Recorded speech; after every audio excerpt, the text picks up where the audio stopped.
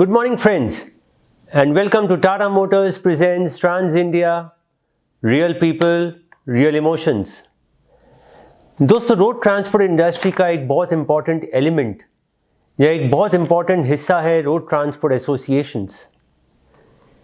It is very fortunate that the road transport industry has so many transport associations across India that perhaps even the industry doesn't have count of। लेकिन साथ ही साथ ये भी दुख की बात है कि कई ऐसे एसोसिएशंस हैं जिनका कोई एजेंडा नहीं होता है या कोई रोड मैप नहीं होता है। They are there because they are there.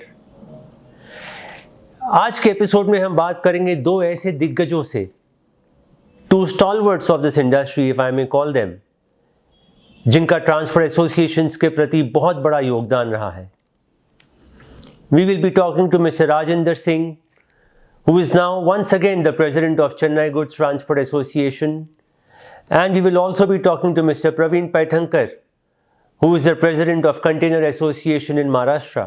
एक बहुत ही अहम मुद्दा जो प्रवीण जी और राजेंद्र जी दोनों ने उठाया है वो ये है कि गवर्नमेंट जब पॉलिसीज़ बनाती हैं तो रोड ट्रांसपोर्ट इंडस्ट्री उस पॉलिसी मेकिंग प्रोसेस का हिस्सा नहीं होते हैं। Why is that? Both of them say that policies are formed in boardrooms, whereas if you really want to make a policy for the road transport industry, it has to be done on the roads, on the highways। हम बार बार कहते आ रहे हैं कि government highways पर तो करोड़ों खर्चा कर रही है, लेकिन जो ट्रक्स उस पर चल रहे हैं उस व्यवसाय की ओर गवर्नमेंट का ध्यान शायद काफ़ी कम है। बहुत टाइम से ये कोशिश जारी है ट्रांसपोर्ट इंडस्ट्री की कि वो गवर्नमेंट के साथ बैठें, पॉलिसीज़ डिस्कस करें। Road transport industry is not just about operating cost, there are many other policies, many other rules that need to be tweaked that would eventually help the transport industry and make it more efficient and competitive। So friends, coming up after this very short break, our first interview with Mr. Rajendra Singh, who is the president of Chennai Goods Transport Association। You are watching Tata Motors presents Trans India Real People, Real Emotions। जिंदगी दूसरों के बारे में सोचते रहोगे या अपनी जिंदगी और परिवार के बारे में भी कुछ सोचोगे? स्कूल में पढ़ाई में ध्यान नहीं था तो उन्होंने दरवाजे बंद किए, फिर नौकरी के दरवाजे बंद हुए और फिर समाज ने दरवाजे बंद कर दिए। ये दरवाजा किसी के लिए बंद नहीं होता। 25,000 कमाई मिलेगी और साथ में जिंदगी का मकसद भी। खुद के बिजनेस का रास्ता गोल्ड से ही शुरू होता है। आज एक दरवाजा खुला है, कल हजारों खुलेंगे। टाटा इज गोल्ड, कामयाबी कल, आज और कल। महिंद्रा ये गारंटी देते हैं कि उनका ब्लेजो एक्स सबसे ज्यादा माइलेज देता है, वरना कर दीजिए ट्रक वापस। सॉरी अजय, महिंद्रा फ्यूरियो है। एक्शन। महिंद्रा गारंटी देते हैं कि उनका फ्यूरियो सबसे ज्यादा माइलेज देता है, नहीं तो एक्चुअली जयो, महिंद्रा जयो है, थोड़ा चेंज है। And action. महिंद्रा ये गारंटी देते हैं कि उनका जियो सबसे। चल क्या रहा है यहाँ पे? मैम, ये चारों ट्रक ज्यादा माइलेज देते हैं, चारों। तो ऐसा बोलो ना, ब्लेजो एक्स, फ्यूरियो, फ्यूरियो 7 और जयो। महिंद्रा के ये सभी ट्रक्स देते हैं सबसे ज्यादा माइलेज की गारंटी, नहीं तो कर दीजिए इन्हें वापस। महिंद्रा, देश की सबसे ज्यादा माइलेज देने वाली truck range.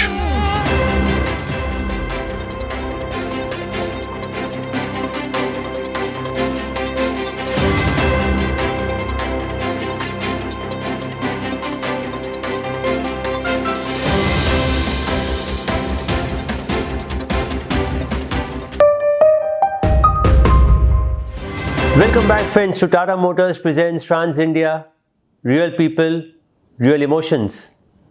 We are honored to have with us Mr. Rajendra Singh, who was the president of Chennai Goods Transport Association way back in 2003.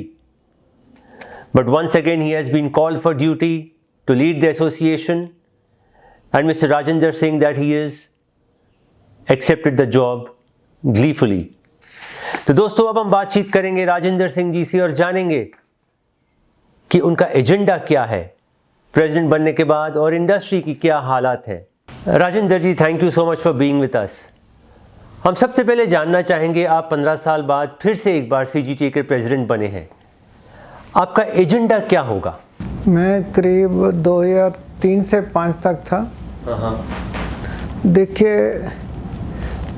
जो पिछले 2 साल टाइम गुजरा है हमारी कंट्री के लिए भी, इकोनॉमी के लिए भी, जब मुल्क और इकोनॉमी अफेक्टिव होती है तो सबसे पहले ट्रांसपोर्ट इंडस्ट्री अफेक्ट होती है। तो अपनी ट्रांसपोर्ट इंडस्ट्री सबसे ज़्यादा ये कोरोना महामारी के अंदर में अफेक्ट हुआ है। तो उसके साथ असर ये हुआ है कि मोस्टली जो इंडस्ट्री है डीमोटिवेट भी हो चुकी है, और उसके अलावा उनकी इकोनॉमिकल स्ट्रेंथ भी है, वो भी बहुत ज़्यादा अफेक्टेड हुई है। सबके साथ मिलके फीलिंग लेना चाहते हैं कि आज हम कहाँ खड़े हैं और आगे किस किस मुद्दे हैं और इनको कैसे आगे लिया जाए। फिर उसके हिसाब से प्लानिंग करके इस काल के अंदर सबसे बड़ा तो एक इम्पैक्ट ये है, मैं आपके साथ में शेयर करूं कि हमारे CGTA के 300 के ऊपर मेंबर होते थे, वो आज 50% से भी कम रह गए। मतलब इतनी हमारी इंडस्ट्री की बुरा हाल है। और मेरा एक सबसे जो बड़ी जो ज़रूरी बात मैं समझता हूँ, सबसे पहले जो मेंबर हैं उनको मोटिवेट करना, और सबके अंदर में एक चीज़ भावना ये पैदा करना, अगर हमारे ट्रेड के बारे में हम लोग खुद सिंसियर नहीं होंगे तो दूसरा हमारे लिए कोई कुछ नहीं करके देगा। We have to sincere for our self, we have to sincere for our trade. जिस दिन हम इसके ऊपर में काम करना चालू करेंगे, सबको मोटिवेट करके, और उनकी तकलीफ़ें क्या क्या है उसको एक एक को किस तरीके से एड्रेस करना है, उस तरीके से आगे चलने का प्रोग्राम है। राजेंद्र जी, इंडस्ट्री के इस समय मेन चैलेंजेस क्या हैं? देखिए, चैलेंजेस, दिक्कत हर बिजनेस में रहते हैं।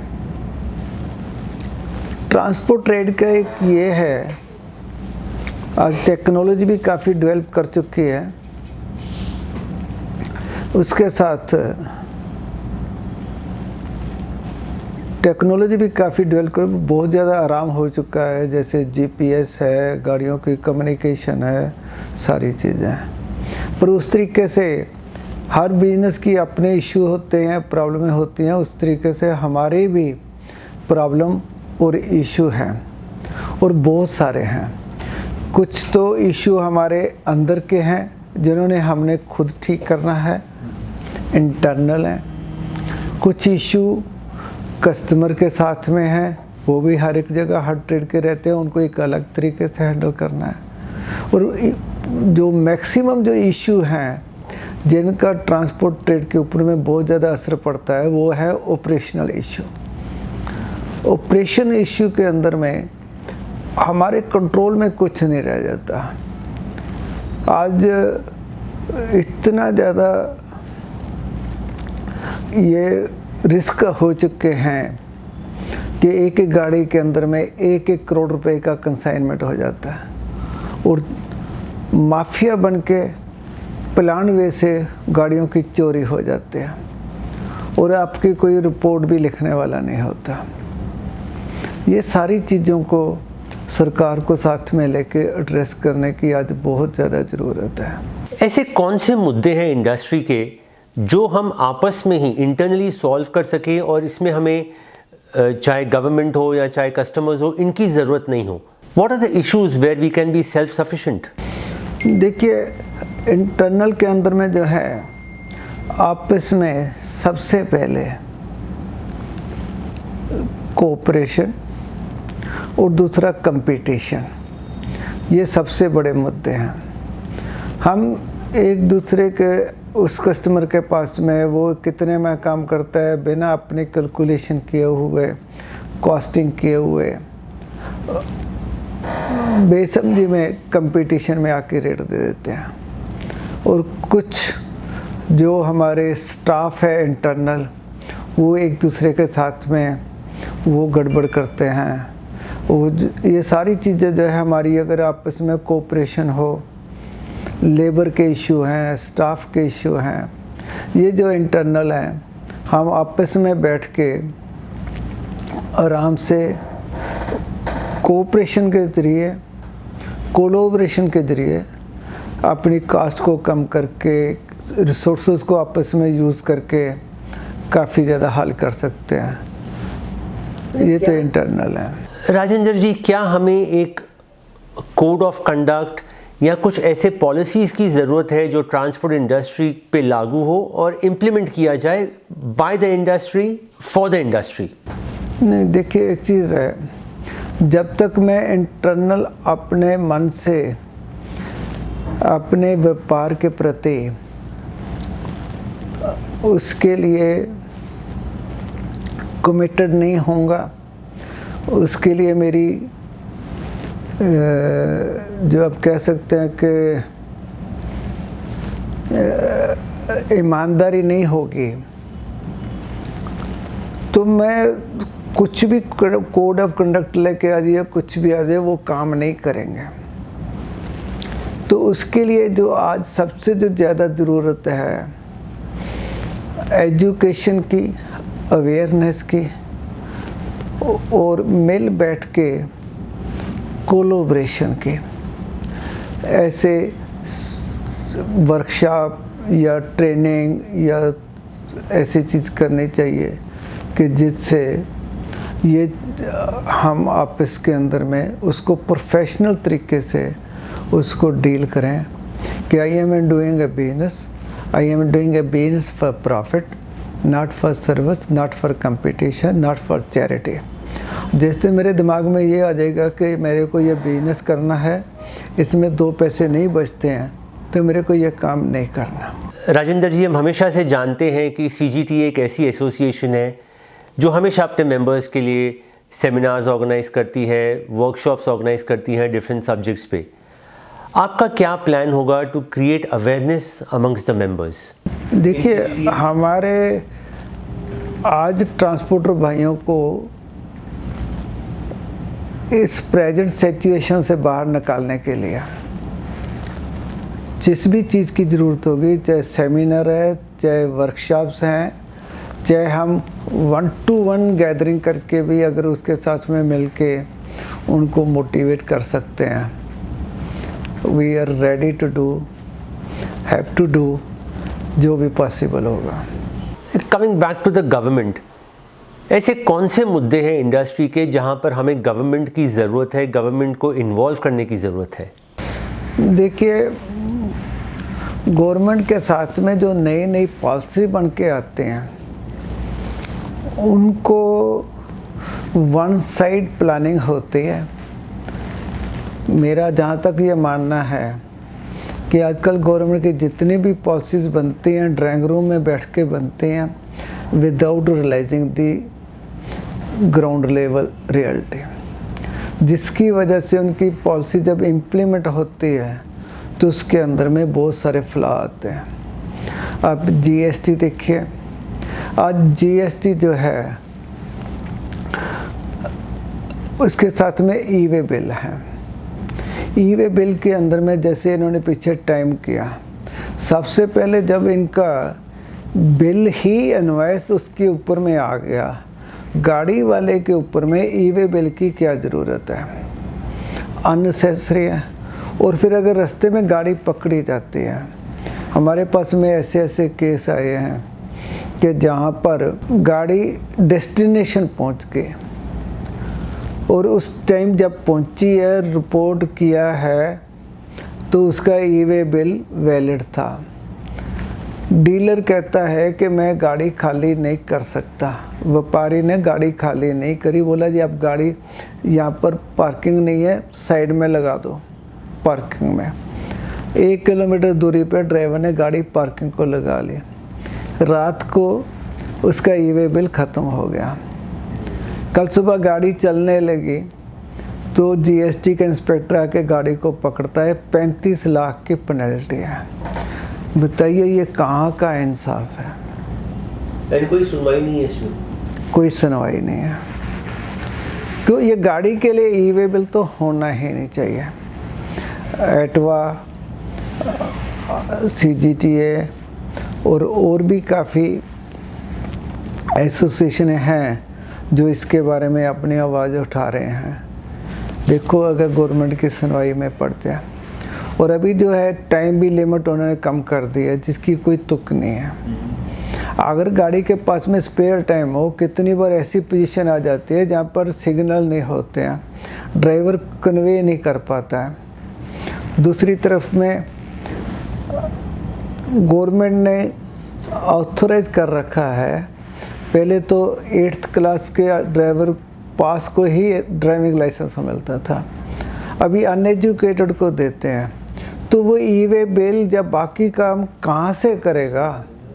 गवर्नमेंट की एक तरफ में जो रिक्वायरमेंट है और उसके अगेंस्ट में जो पॉलिसी बनाते हैं, दोनों ही आपस में मैच नहीं करते हैं। कुछ तो हमारे पास में उनको देना चाहिए कि हम उस चीज़ को कंट्रोल कर सकें। ये तो ड्राइवर के हाथ में, हर गाड़ी का ट्रांसपोर्टर तो गाड़ी के साथ में नहीं जा सकता, वो तो ड्राइवर ही जाएगा। और वहाँ पर वो ड्राइवर का सबको पता है कि कितना उनका लेवल ऑफ एजुकेशन है। फिर वो रास्ते के चेक पोस्ट के झमेले, इंस्पेक्शन, एंट्रीज उनको देखें, ये क्लरिकल वर्क करें। ये दोनों का जब तक एक मेल नहीं होगा, गवर्नमेंट जब तक नहीं समझेगी, ये मुश्किल है इसको बात को दूर होना। और इसके अंदर में बिना वजह से ट्रांसपोर्टर सफ़र होता है। गाड़ी मालिक के ड्राइवर की तो इतनी गुंजाइश नहीं होती है, वो तो कहता है मेरा तो माल नहीं है, मालिक तो गाड़ी है, मेरा भाड़ा है। भाड़ा कितना होगा? 20-50 हज़ार रुपया। लाखों का जो क्लेम है, व्यापारी क्या करता है कि वो ट्रांसपोर्टर का निकाल लेता है। या ई वे बिल की प्रॉब्लम है तो ये व्यापारी को कंट्रोल करनी चाहिए, ना कि ट्रांसपोर्टर को कंट्रोल करनी चाहिए। ये जो है एक चीज़, ये बहुत अनसिस्टमेटिकली है। GST के बाद अगर GST भी है, ट्रांसपोर्ट के ऊपर में सर्विसेज है, आप सर्विस टैक्स लगाया, तो मेरा मेन इनपुट तो डीजल है, जो मेरी ऑपरेशन कास्ट है, आपने उसको तो डीजल से बाहर रख रखा है। आपकी स्टेट गवर्नमेंट है नहीं मानते हैं, तो ट्रांसपोर्टर बेचारा जो कुछ बोल नहीं सकता, उसकी किल्ली दबा दो। ये तो कोई इंसाफ की बात नहीं है। आपको पहले उनको मनाओ, फिर हमारे ऊपर में लगाओ, क्यों लगाते हो? अगर आपके अंदर में वो चीज़ नहीं है तो उसका अब जाना ट्रांसपोर्टर क्यों नहीं पूरा बेनिफिट मिलता उसको? GST जब मेरी ऑपरेशन कास्ट है डीजल की, तो मेरे को वो मिलनी चाहिए। तो मेरा जो अभी इनपुट क्रेडिट आता है, तो जो मेरे को पेमेंट करना होता है उसके साथ में कभी मैच ही नहीं कर पाएगा। क्यों? मेरी 40% कॉस्ट डीजल की है, वो अपने GST के दायरे में नहीं लाए हैं। सो वी ऑलवेज सफ़र। तो ये गवर्नमेंट के साथ में है। उसके अलावा भी जो ई चालान का सिस्टम किया है, इतना ज़्यादा बेकार सिस्टम है कि एक्सप्लेन करें तो आप भी हैरान होंगे। अभी कल मैं आपको दिखा सकता हूँ, एक गाड़ी के ऊपर में महाराष्ट्र में 1,95,000 रुपये का चालान किया। किस चीज़ के लिए? और कोई नहीं है। मेरे पास में पिछले 6 महीनों में मेरी अपनी कंपनी में जब गाड़ी परमिट वगैरह आते हैं रिन्यूअल के ऊपर में, तो कम से कम 100 के ऊपर में चालान आ गया। मैंने बोला सर चेक करो इतने कहाँ से आ गए? तो यू विल सरप्राइज, मेरी गाड़ी खड़ी है गुड़गांव में, मारुति में लोडिंग हो रही है, उसका चालान हो रहा है यूपी के अंदर। मेरी गाड़ी है टाटा, और फोटो के अंदर में जो उसने दे रखी है वो है आइचर गाड़ी। क्या ये चीज़ें हैं? तो वो इंस्पेक्टर जब चालान करता है क्या देख के करता है? तो अगर उसने ऐसी गाड़ी देखी बिना डॉक्यूमेंट या किसी को चेक किए हुए, तो उसके ऊपर में उसने केस क्यों नहीं, उसको बंद क्यों नहीं किया वो गाड़ी को जाली नंबर के अंदर में। एक और गाड़ी का मेरा आया चलान, वो गाड़ी तो हार्बर में है, मेरे पास तो अभी जीपीएस रिपोर्ट है, मैं उसको प्रूफ करता हूँ, पर कोई भी सुनवाई करने के लिए तैयार नहीं। हमारी गाड़ियाँ जैसे नागालैंड पास है, केस करता है कोई और, वो कहता है जो वहाँ पर जाके आप क्लियर करके, और वहाँ पर वो सुनवाई नहीं है। तो आज ये ट्रांसपोर्टर क्या करेगा? सेंट्रलाइज एक सिस्टम होना चाहिए इसका। नहीं, पर सेंट्रलाइज के अंदर में वहाँ पर रिड्रेसल के लिए चाहिए, जहाँ पर कोई गलती है उसकी सुनवाई के लिए तो गवर्नमेंट ने बनाया नहीं है। राजेंद्र जी, ऐसा क्यों है कि ट्रांसपोर्ट इंडस्ट्री कभी भी पॉलिसी मेकिंग का पार्ट नहीं हुई है? गवर्नमेंट जब भी पॉलिसीज़ बनाती है, ट्रांसपोर्ट इंडस्ट्री के बगैर ही बनाती है, बस अनाउंस कर देती है। देखिए, एक चीज़ है कि किसी की तरफ कभी अभी अपना उंगल उठाएंगे, एक उंगल उसकी तरफ करूँगा तो 3 उंगल मेरी तरफ आते हैं। मैं किसी को गलत कहने से पहले अपने आप का सेल्फ एनालिसिस करना चाहूँगा। हमारे पास में एक अपने बिजनेस का जो सिस्टम है या जिस तरीके से हम लोग काम कर रहे हैं, चल यार ले दे के काम चला ले, एक तो इस एटीट्यूड ने हमारे को मारा है।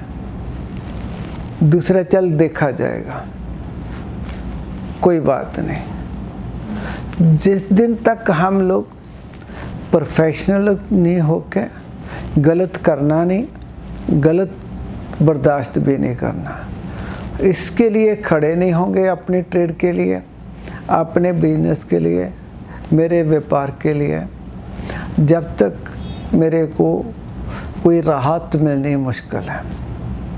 मेरे को पहले अपना घर ठीक करना होगा, अपने आप को ठीक करना होगा। जिस दिन मैं अपने आप को ठीक कर लूँगा तो मेरे साथ में सबको बदलना पड़ेगा। ज़रूरत है हम सबको रियलाइज़ करके अपने आप को बदलने की, सोचने की। और दूसरी जो एक सबसे बड़ी जो कमी देखी गई है कि मोस्टली ट्रांसपोर्टर कोई भी चीज़ है, अनरीजनेबल कंडीशन आ जाती है कॉन्ट्रैक्ट के अंदर में, या कोई बात हो जाती है, चल कोई बात नहीं देख लेंगे, कौन सा होता है, उसको ना नहीं कहते हैं। पार्टी ने अगर रेट भी बंद कर दिया, कम कर दिया, चल कोई बात नहीं, 2 लोड और उठा के भाड़ा पूरा कर लेंगे। ये जो एक अप्रोच है, जो हमारे में एक आदत हर एक चीज़ को हाँ कह देने की है, कहाँ पर ना कहने, ये भी सीखना ज़रूरी है। आज ये बहुत ज़रूरी हो चुका है कि कहाँ पर मेरे को एनालिसिस करके ये मेरे को वाइबल है, ये वाइबल नहीं है, कहाँ पर नो कहना है, वो नो कहना सीखना चाहिए। पिछले कुछ महीनों से हम देख रहे हैं कि ट्रांसपोर्ट इंडस्ट्री का काम बढ़ा है, ई-वे बिल के नंबर्स बढ़े हैं, टोल कलेक्शंस बढ़े हैं, which is a direct proof that the transport industry is doing better. But आज भी जो ट्रांसपोर्टर्स हैं, they are under lot of pressure. इसके कारण क्या हैं? नहीं, देखिए, पिछले जो 2 साल का जो टाइम निकला है कोरोना का, उसके अंदर में जो उनका इम्पैक्ट आया, प्रैक्टिकली गवर्नमेंट ने या किसी ने ट्रांसपोर्ट सेक्टर को, जो एक बहुत एसेंशियल है, हम ये भी कहते हैं कि इकोनॉमिक का बेस है, वो रीढ़ की हड्डी है, उसके लिए कोई मदद तो करी नहीं है। हाँ, हेल्प इतनी करी है कि उनको और लोन के ऊपर में लोन दे दिया, तो उसके ऊपर तो मेरे ऊपर और भी भार बढ़ गया, सिर पे कर्जा भी आ गया, ब्याज भी बढ़ गया। तो आपको जो लॉस हो चुका था 4-4, 6-6 महीने का, वो आपको तो कैसे, जब तक उसको पूरा कंपनसेशन नहीं होता, वो कैसे होगा? यहाँ तक कि स्टेट गवर्नमेंटों ने ये तो कह दिया कि अभी टैक्स मत भरो, पर टैक्स लेके ही गाड़ियों को चलने दिया। कोई टैक्स की भी माफी, गाड़ियाँ बिना चले भी टैक्स भरना पड़ा। क्या मदद करिएगा? कुछ भी नहीं। उसके अगेंस्ट में आप ये देखें तो जब क्राइसिस टाइम था, सप्लाई चेन को ट्रांसपोर्ट ने टूटने नहीं दिया। एक भी लफ्ज़ नहीं आया हमारे, चाहे प्राइम मिनिस्टर हों चाहे ट्रांसपोर्ट मिनिस्टर हों, कि भी हमें ट्रांसपोर्ट ने एक अच्छा काम किया।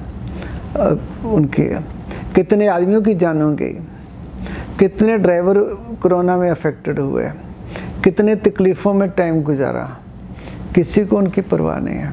ये दुख की बात है। तो आप थोड़ा सा बिजनेस आप कहते हैं चला है, आपको ये भी पता होगा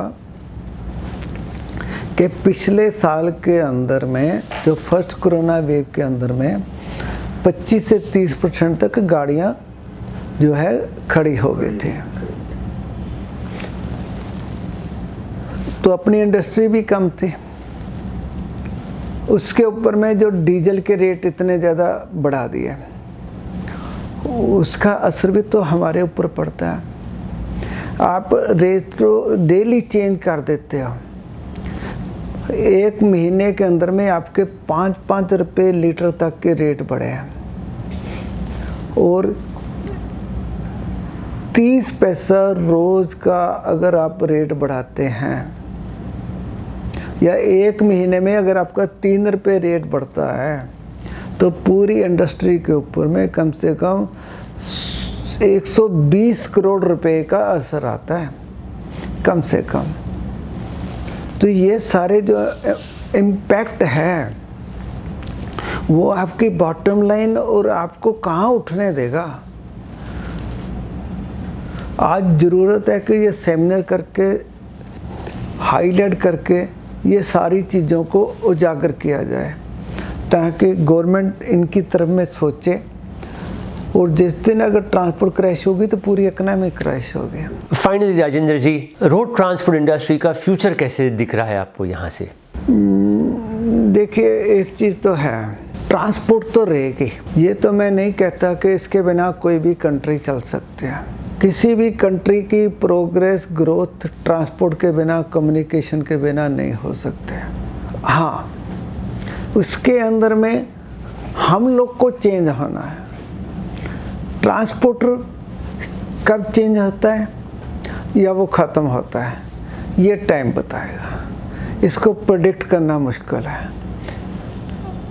पर एक चीज़ गारंटी से कह सकता हूँ, जो अपने असूल बना के रखेंगे, प्रोफेशनल तरीके से इसको अप्रोच करेंगे, रीजनेबल मार्जिन रख के अच्छी कस्टमर को सर्विसेज देंगे, they will survive, fittest will survive.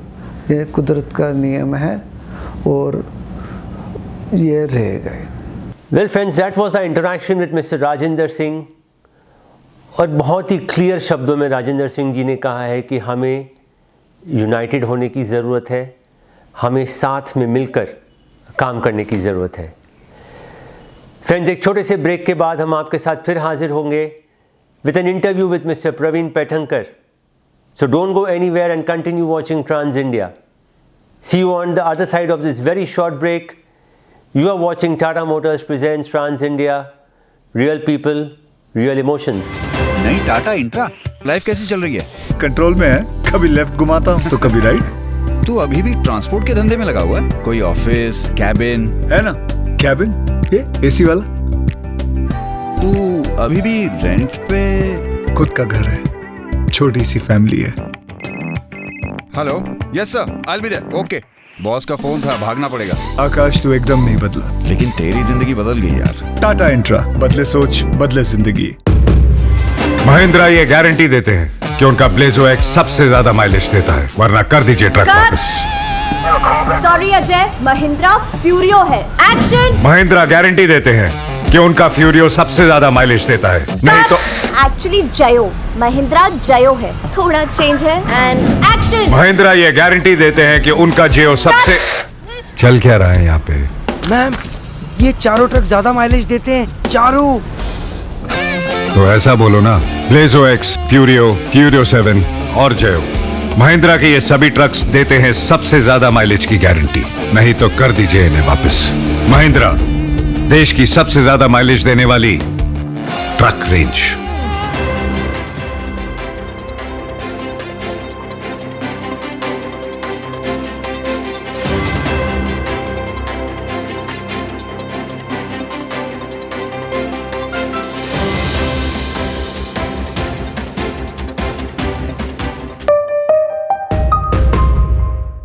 Welcome back to Tata Motors presents Trans India, Real People, Real Emotions। दोस्तों, दूसरे इंटरव्यू में हमारे साथ जो शख्स है वो बहुत ही इंटरेस्टिंग शख्स है। One, because he is very honest, उन्हें जो बात कहनी होती है वो बेझिझक कहते हैं, and at the same time उनके जो इंटरेस्ट है वो सिर्फ ट्रक्स तक सीमित नहीं है। He is a passionate aviator who flies model airplanes. So yes, talking to Mr. Praveen Paithankar. Praveen ji, thank you so much for being with us. हमें कंटेनर एसोसिएशन के बारे में बताइए कुछ।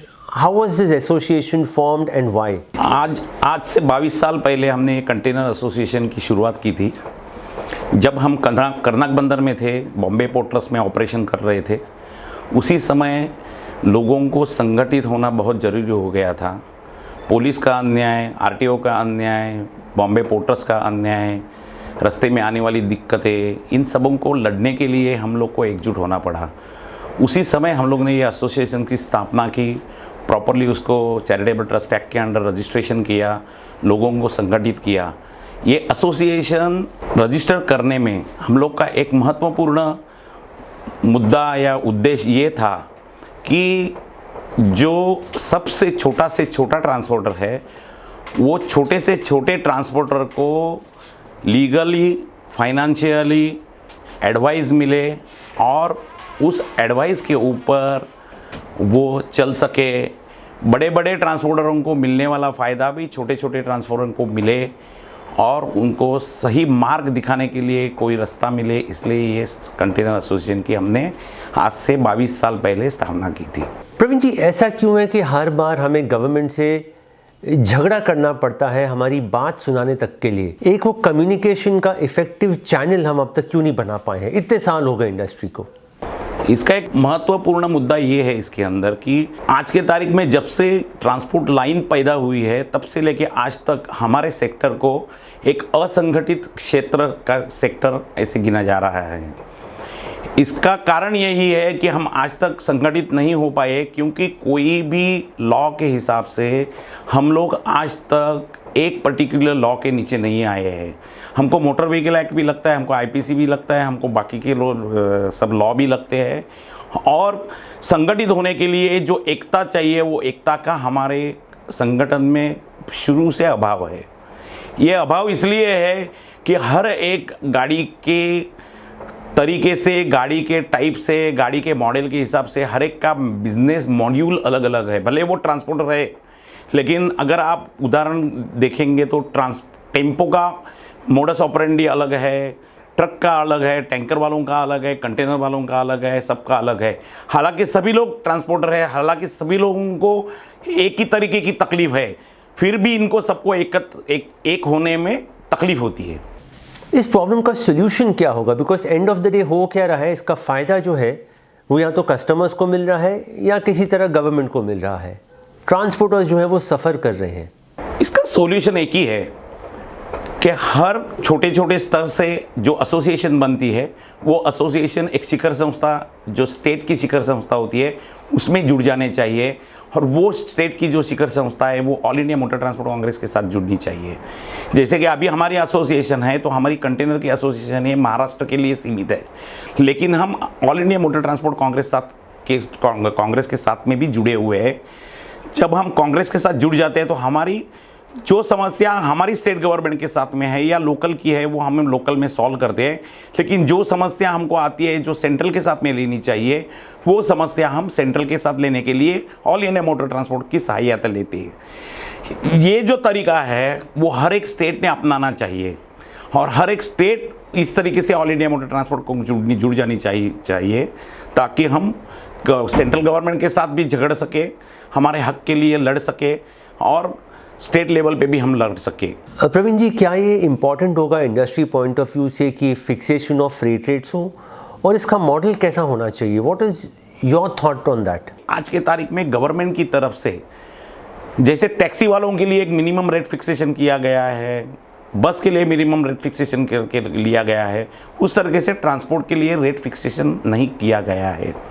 हमने गवर्नमेंट के साथ हमेशा मांगे की है कि हमको एक कमेटी बनाई जाए, हमारे लिए एक कमेटी बनाई जाए जो ये सब फेयर का रेट, जो रेट्स चलते हैं, फ्रेट रेट्स चलते हैं, उसका स्टडी करे, एग्जामिन करे, हर एक मॉडल के हिसाब से उसका मॉडल का क्या कीमत है, कितने साल का फाइनेंस लेना पड़ रहा है, फाइनेंस का रेट क्या है, उसके ऊपर इंश्योरेंस का कितना खर्चा आता है, रोड टैक्स का कितना खर्चा आता है, बाकी के क्या खर्चे है, ऑपरेशनल कॉस्ट क्या है, एडमिनिस्ट्रेटिव ऑपरेशनल चार्जेस क्या है, ये सब कंसीडर करके हर एक का रेट फिक्स किया जाए कि भाई ये पर्टिकुलर मॉडल की एक गाड़ी होगी तो वो गाड़ी को 1 किलोमीटर 1 टन ले जाने के लिए इतना इतना मिनिमम खर्चा है और मिनिमम इतना इतना पैसा मिलना मांगता है।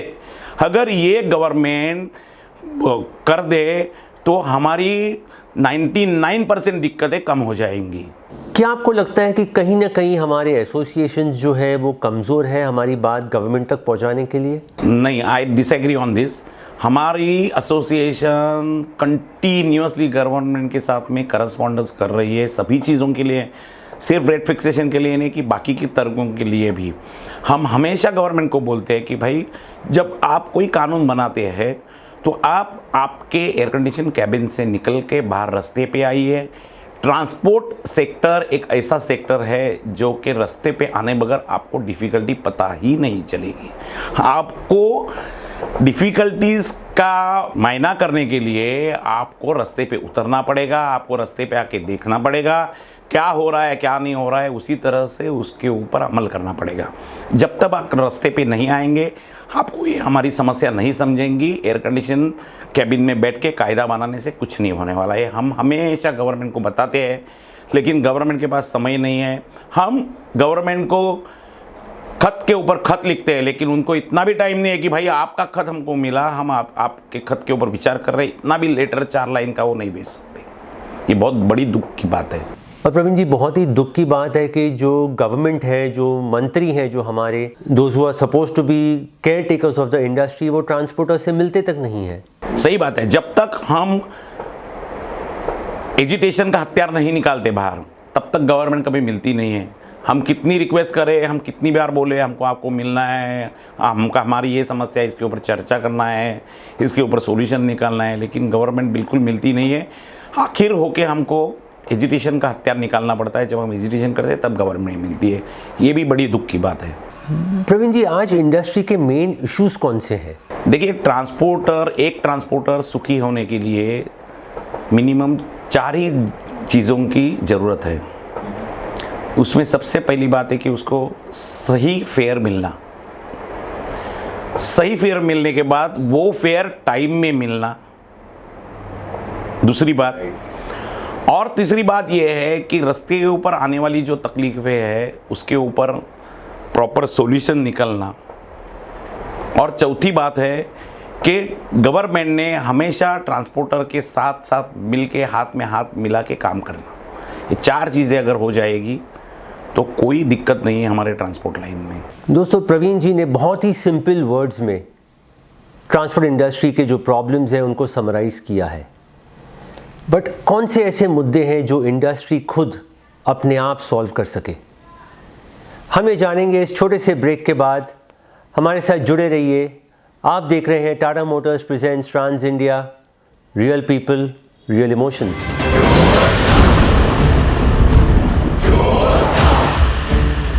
पहाड़ सामने आ जाए ये आगे बढ़ेगा,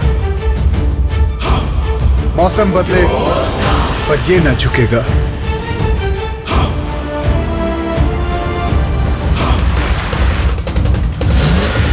और एक बार जो कह दिया तो करके ही रहेगा। इंजन और भी दमदार, परफॉर्मेंस और भी जोरदार। द न्यू टाटा ज़ेनॉन योद्धा, भरोसा हर कदम। महिंद्रा ये गारंटी देते हैं कि उनका ब्लेजो एक्स सबसे ज्यादा माइलेज देता है, वरना कर दीजिए ट्रक वापस। सॉरी अजय, महिंद्रा फ्यूरियो है। एक्शन। महिंद्रा गारंटी देते हैं कि उनका फ्यूरियो सबसे ज्यादा माइलेज देता है, नहीं तो एक्चुअली जयो, महिंद्रा जयो है, थोड़ा चेंज है। And action. महिंद्रा ये गारंटी देते हैं कि उनका जियो सबसे। चल क्या रहा है यहाँ पे? मैम, ये चारों ट्रक ज्यादा माइलेज देते हैं, चारों। तो ऐसा बोलो ना, ब्लेजो एक्स, फ्यूरियो, फ्यूरियो 7 और जयो। महिंद्रा के ये सभी ट्रक्स देते हैं सबसे ज्यादा माइलेज की गारंटी, नहीं तो कर दीजिए इन्हें वापस। महिंद्रा, देश की सबसे ज्यादा माइलेज देने वाली ट्रक रेंज।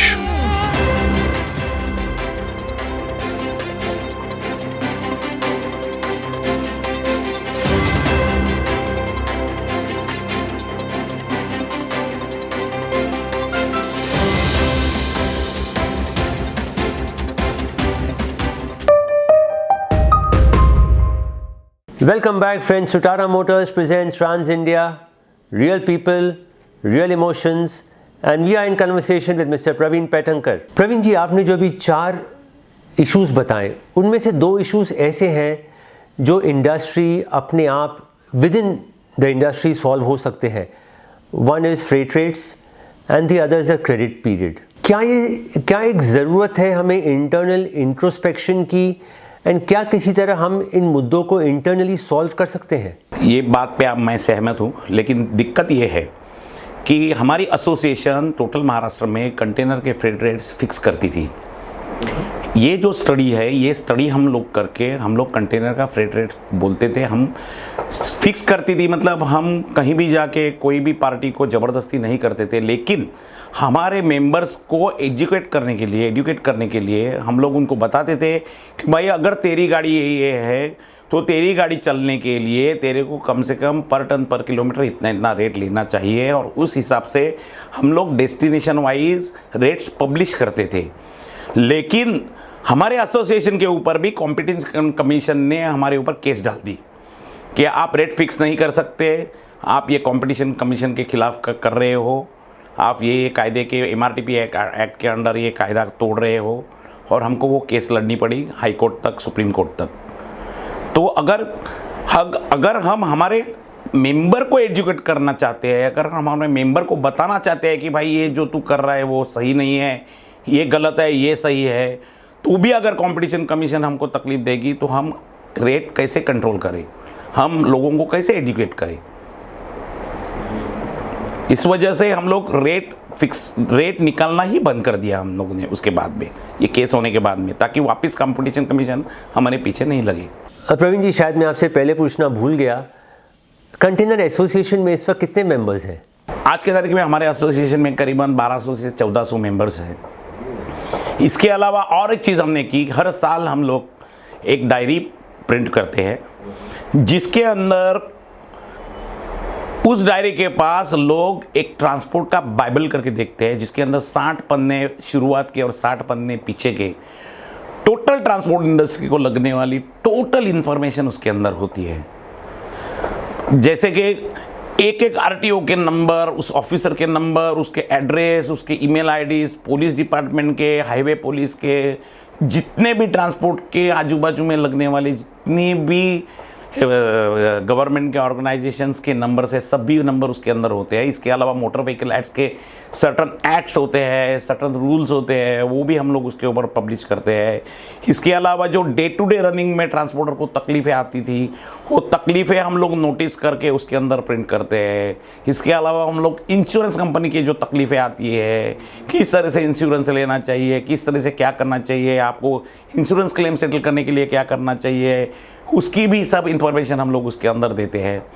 तो एक तरीके से हम हर साल एकदम अपडेटेड एक बाइबल क्रिएट करते हैं, एक बाइबल प्रिंट करते हैं और हर ट्रांसपोर्टर को मुफ्त में सबको देते हैं. हम लोग हमारे सभी मेंबर्स को मुफ्त में हम लोग बाइबल देते हैं. प्रवीण जी, कंटेनर ट्रांसपोर्टेशन पिछले कुछ सालों में कितना चेंज हुआ है, क्या बदलाव आए हैं इसमें? देखिए, एक ज़माना था जब हम कंटेनर मूवमेंट करते थे, जब हम बॉम्बे पोर्ट्स में थे, तो गाड़ियाँ सिर्फ टॉरस गाड़ी तक गाड़ियाँ थी जो सिर्फ 3 एक्सल पे चलती थी. आज 6 एक्सल, 8 एक्सल, 10 एक्सल की गाड़ियाँ आ गई है. पूरा सिनारियो चेंज हो गया है. जैसे जैसे रिक्वायरमेंट बढ़ती गई, जैसे जैसे बिजनेस बढ़ता गया, उस तरीके से नई नई गाड़ियाँ भी इंट्रोड्यूस होती गई, नई नई गाड़ियाँ भी हमने लेते रहे. हम लोगों ने हमेशा ये कोशिश की है कि कायदे के दायरे में रह के हमारा बिजनेस हम चला सके, और चलाने की पूरी कोशिश कर रहे हैं.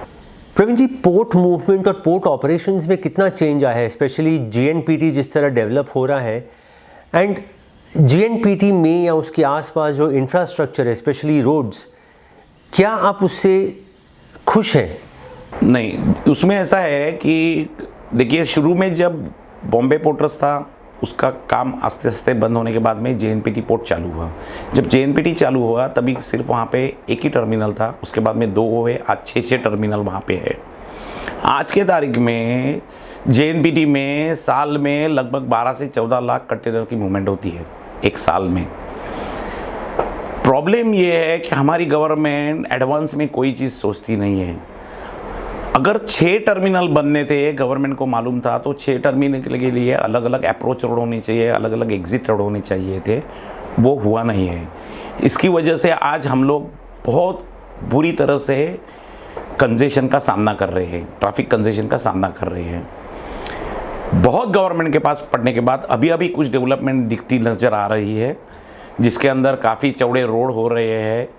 फिर भी अलग अलग टर्मिनल को अलग अलग अप्रोच रोड का कॉन्सेप्ट अभी भी आया नहीं है। काफ़ी समय के पहले हमने ये सजेशन उनको दिया था कि JNPT पोर्ट के लिए 2 अलग अलग पाथ क्रिएट करने चाहिए, जिसके अंदर एक कमर्शियल पाथ होना चाहिए और एक ऑफिशियल पाथ होना चाहिए। जैसे कि कमर्शियल पाथ में सिर्फ कंटेनर की ही गाड़ियाँ चलनी चाहिए, प्राइवेट कारें और एडमिनिस्ट्रेटिव स्टाफ नहीं आनी चाहिए। और एडमिनिस्ट्रेटिव पाथ जो क्रिएट किया गया है वो सिर्फ एडमिनिस्ट्रेटिव कारें वगैरह उसमें जानी चाहिए। हमने हमेशा ये समझाने की कोशिश की कि भाई आप एक ही रास्ता रखते हैं और ट्रैफिक कंजेशन होती है तो कमर्शियल गाड़ियों की कमर्शियल पाथ भी ब्लॉक हो जाता है और एडमिनिस्ट्रेटिव पाथ भी ब्लॉक हो जाता है। फाइनली प्रवीण जी, रोड ट्रांसपोर्ट इंडस्ट्री का फ्यूचर कैसा दिख रहा है आपको? देखिए, आज आप खाली इंडिया का एग्जांपल मत लीजिए, ऑल ओवर द वर्ल्ड देखिए। ऑल ओवर द वर्ल्ड में इंडिया से भी ज़्यादा कनेक्टिविटी है, लेकिन रोड ट्रांसपोर्ट हमेशा रहा है। रोड ट्रांसपोर्ट थोड़े थोड़े समय के बाद में अपना अपना तरीका बदल देता है, लेकिन रोड ट्रांसपोर्ट रहता है। फॉर एग्ज़ाम्पल, पहले बहुत हेवी कमर्शियल व्हीकल बम्बई में जाती थी। बहुत से सिटीज़ ऐसे हैं ऑल ओवर द वर्ल्ड कि जिसमें एक पर्टिकुलर पॉइंट तक हेवी कमर्शियल व्हीकल आती है, वहाँ से फिर एक सर्टन कैटेगरी की छोटे साइज़ की व्हीकल ही जाती है। लेकिन फिर भी रोड ट्रांसपोर्ट तो चलता रहने वाला है, क्योंकि रेलवे कितनी भी डेवलप करे तो railway door to door service तो दे नहीं सकती। आखिर में अगर डोर टू डोर सर्विस देनी है तो उनको रोड ट्रांसपोर्ट का सपोर्ट तो लेना ही पड़ता है। तो रोड ट्रांसपोर्ट तो चलते रहने वाला है, सालों साल चलते रहने वाला है। बचा सवाल ये कि इसमें फ्लरिश होगा बिजनेस या नहीं होगा, इसमें वृद्धि होगी कि नहीं होगी। तो ये एक तरीका है अपने अपने सोच का, अपने अपने तरीके का, अपने अपने बिजनेस करने का, मोडस ऑपरेंडी के ऊपर। किस तरह से आप समय समय के साथ में बदलते रहो, किस तरह से आप समय समय के साथ में अपने आप में बदलाव लाते रहो, उसके ऊपर पूरा डिपेंड करता है। लेकिन मुझे पूछोगे तो आज या कल या 10 साल या 20 साल के बाद में भी रोड ट्रांसपोर्ट तो रहने ही वाला है, सिर्फ उसका रूप थोड़ा थोड़ा चेंज होते जाएगा, बदलते जाएगा। Well friends, that's it from our interview section this week. हमने देखा कैसे राजेंद्र सिंह जी और प्रवीण पैठणकर जी ने बहुत ही स्पष्ट शब्दों में कहा है कि इंडस्ट्री को जुड़ने की ज़रूरत है। क्या हम जुड़ने के लिए तैयार हैं? ये तो वक्त ही बताएगा। अगले हफ्ते हम आपके साथ फिर हाजिर होंगे एक ऐसे इंटरव्यू के साथ, एक ऐसे ट्रांसपोर्टर के साथ जिसकी जर्नी इंस्पिरेशनल है, मोटिवेशनल है, और वो ये बता रहे हैं कि हम कैसे हालात को चैलेंज कर आगे बढ़ सकते हैं। हमारे साथ जुड़े रहिए। आप देख रहे हैं Tata motors presents trans India, real people, real emotions. Until next week, stay safe. Jai Hind.